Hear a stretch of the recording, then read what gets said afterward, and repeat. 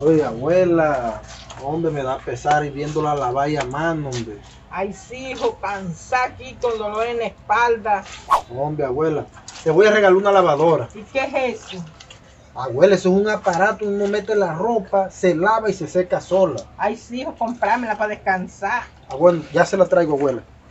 2 horas después. Bueno, ya le traje el regalo a la abuela, voy a llamarla. ¡Abuela! Dígame, hijo.